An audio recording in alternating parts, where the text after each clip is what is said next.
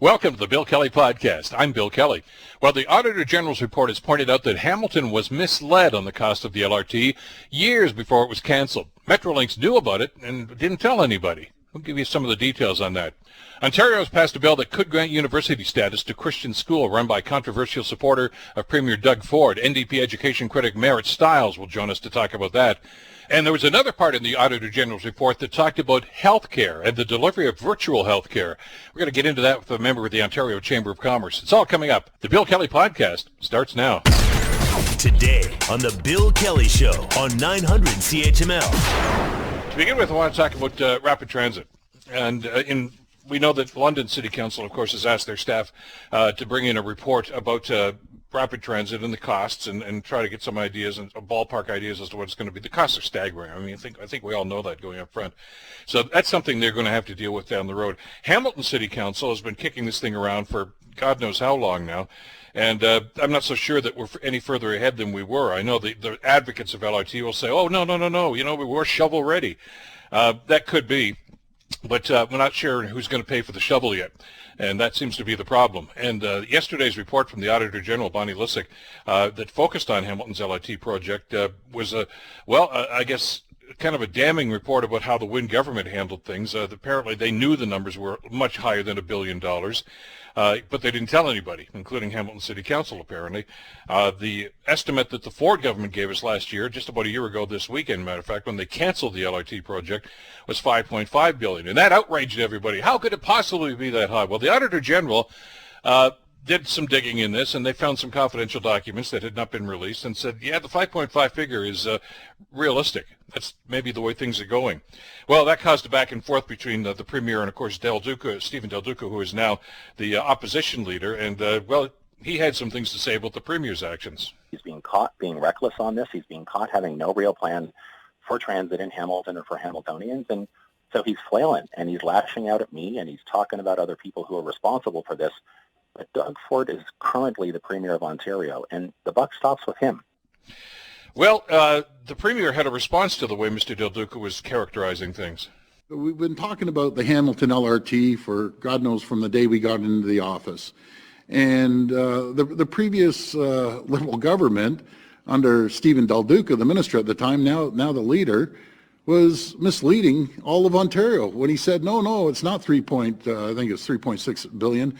It was only $1 billion. Well, now the Auditor General came out and confirmed the numbers we have said. The only difference between us and the Liberals, as soon as we found out, we were transparent. Compared to Stephen Del Duca, they wanted to hide it and mislead the people of Hamilton. I love the people of Hamilton. I'm going to be transparent. One way or another, we're going to get the LRT built. We've committed $1 billion. But how can you trust Stephen Del Duca when he was totally dishonest and he knew about it the whole time? It wasn't the accurate figure. Now the truth has come out, and this is what I mean. The Auditor General's report, I love this sort of stuff because now I can dig deeper into it, and we'll have answers. That's Premier Doug Ford. I don't recall him saying he loved the auditor's report last week when they were auditing some of the Ford government spending, but we'll set that aside for the time being.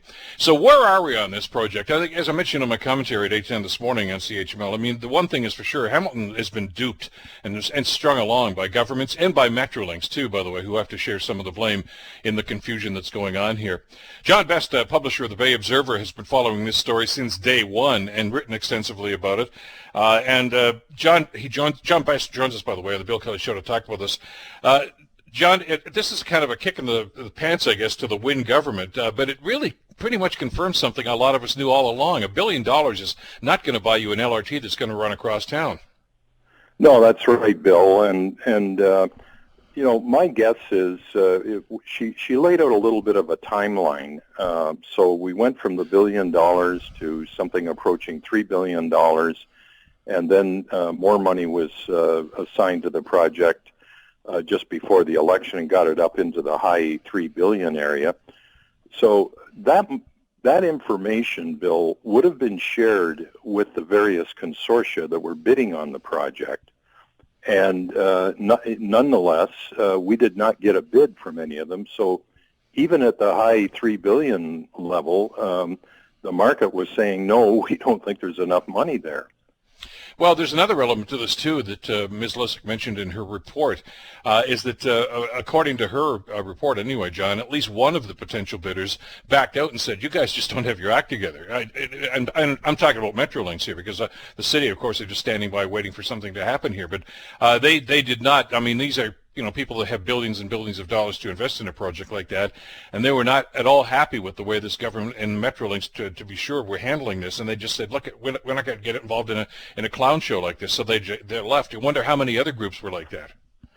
Well, what we do know is there never was a bid put in. Now, I know the project was put out for tender a second time after no bids came in the first time.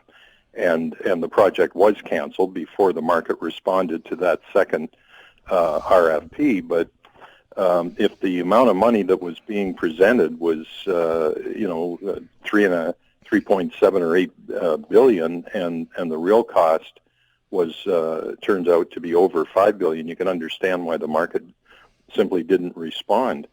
The other thing is just this business about this is the only shovel-ready project. I think we need to put that away.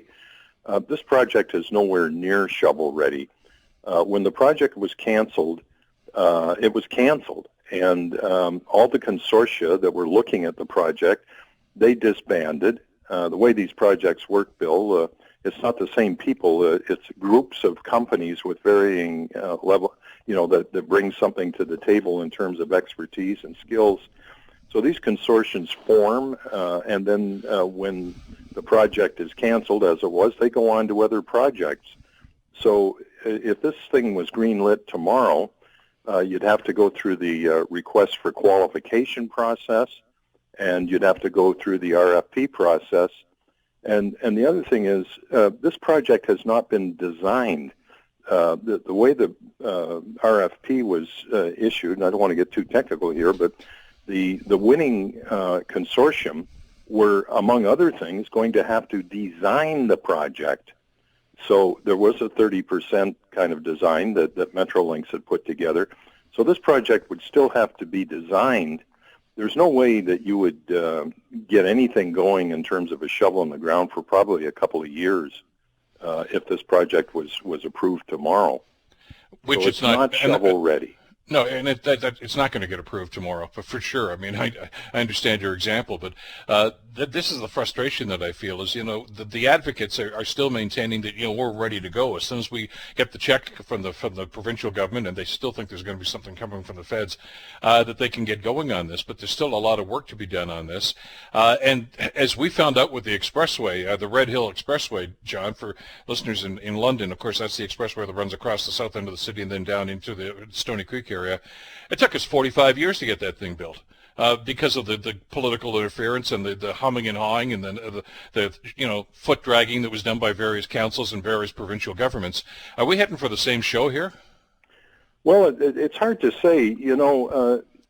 Council still has a role to play here, a very significant role. I mean, if we go back to the campaign when Ford got elected and some of his remarks right after the campaign and even after the project was canceled, he has made it clear repeatedly that there's $1 billion available in provincial dollars for Hamilton for transit. And he, when he was here 2 weeks ago and he was talking about this project, he made the point. He referenced council and he said, I'd like to see the project built if the mayor and council want it. You get the impression that council could play a significant role here by indicating how they want the money to be spent. You know where I am on the thing. I think we need to have transit all through the city. I think that's the best way to spend $1 billion, and forget about going into debt for $1 billion or so. That's the other point. The premier, not yesterday, but 2 weeks ago when he was in Hamilton, he finally spit out the key line that the folks in Hamilton are going to have to put up some money for this thing, because the only way you can trigger the federal dollars is you get into that same queue that Kitchener and Ottawa got into, which there's a program in place that'll trigger federal dollars, but the municipality has to come up with about 27%. And if we now are told the project is worth $5.5 billion, you're looking at Hamilton assuming somewhere around $1 billion in debt. I'm not sure when I hear council who are, they're talking about budget right now, and I mean they're paring tiny little things off the budget to try to get it down. I'm not sure that in fact, I'm fairly sure that the appetite is not there for the city to take on that kind of debt. And I think if it comes down to that, you're going to hear that from council.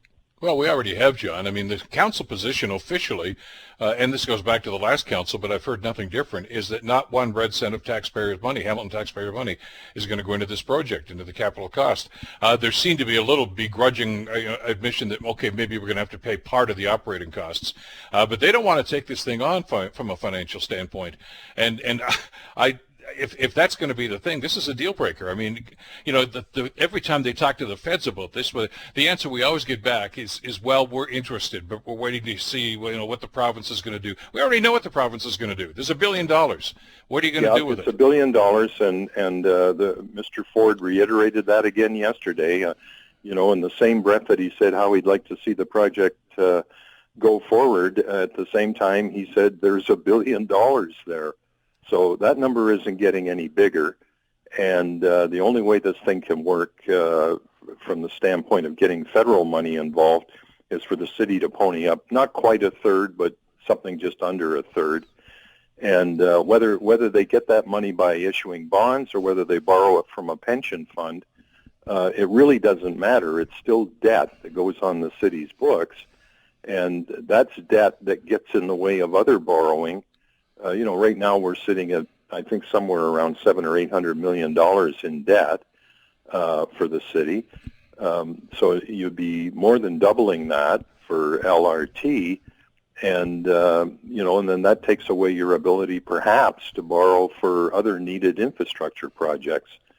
So it's like having, I got an $80,000 mortgage on my house. Now it's $180,000. Now you want to borrow more money for other projects. You may find you have some trouble with that. Yeah, I don't have like I say, there is no final design yet, so we're really speculating here. But if all that's going to happen here is the $1 million that Doug Ford has promised right now, first of all, we're not going from McMaster University in the West End all the way to Eastgate Square in the East End. That's not happening. Not for $1 million. I don't know if you could build a bike lane for $1 billion for that kind of thing, the way costs have risen.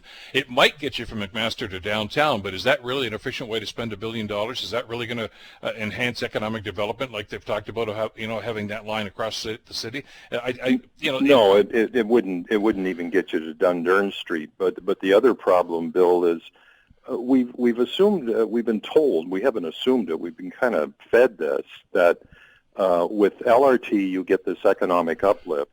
With BRT, apparently you get nothing. Now, when those kinds of assumptions were floating around, it was almost 10 years ago when Metrolinx was first looking at the project. There has been so much bus rapid transit rolled out in the last 10 years that I just looked at some numbers a week ago that said, essentially, with bus rapid transit, if it's a real bus rapid transit, you get roughly the same kind of economic uplift that you'd get from LRT, except that it's a lot cheaper and you can build more of it for the same money. So, I think even the economic uplift argument is shaky. Well, let me ask you about something else about the report. I want to get back to that, if I could, the Auditor General's report on this, because Bonnie Lysyk was quite adamant about the fact that the government and Metrolinx knew that these costs had gone up, and they didn't tell anybody. And as a matter of fact, they quietly, as you say, tried to increase the budget, but that, according to Ms. Lysyk's numbers, that wasn't even going to cover the cost in this. So I'm wondering, why the gamesmanship? Why the chicanery that's going on here? I mean, were they trying to placate somebody to, there was an election coming up, and obviously, they were looking for votes. Was this all smoke and mirrors just to try to say we're on your side when, in fact, they didn't have the cash to do this? I don't know. I don't know why it was handled this way, but I think it's always very concerning when you're talking about forming a partnership with a municipality and you don't share the information with their elected officials.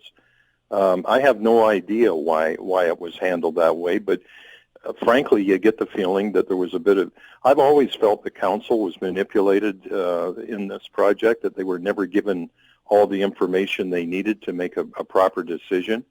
And certainly when the big vote that took place in April of 2017, how can we forget that one, where hundreds of people got up and spoke before and for and against the project. That was really the crucial meeting in terms of what's got us to this point. So those folks around that table, I hope nobody knew, in a sense, because that would mean that some people knew and some people didn't. But the bottom line is they were voting on what they thought was $1 billion, when in fact the cost of the project was, even at that point, in the $3.5 billion range.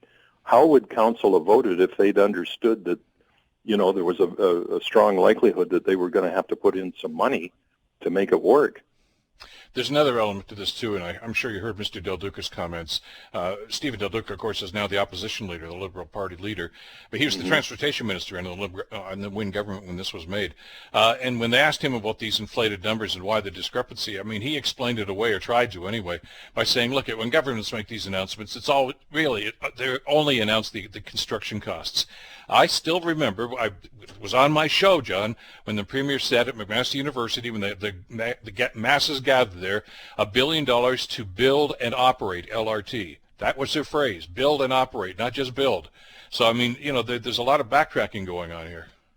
Yeah, I think that's pretty much revisionist history there. He also said that Hamilton was being singled out vis-a-vis other communities that are looking at rapid transit.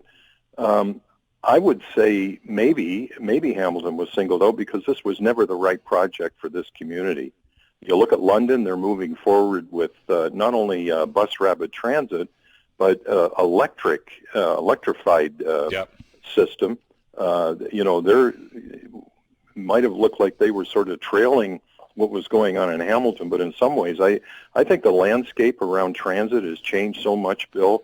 Which is why London Council's doing what they're doing. Talked about is COVID, what it's done to transit ridership right across North America, and some people are projecting that rush hour, as we know it, may never return, because we've learned many large numbers of people have learned that the kind of work they do, they can work remotely, and so we may never see a full return to this influx, this mass migration every morning into Toronto and the reverse every afternoon.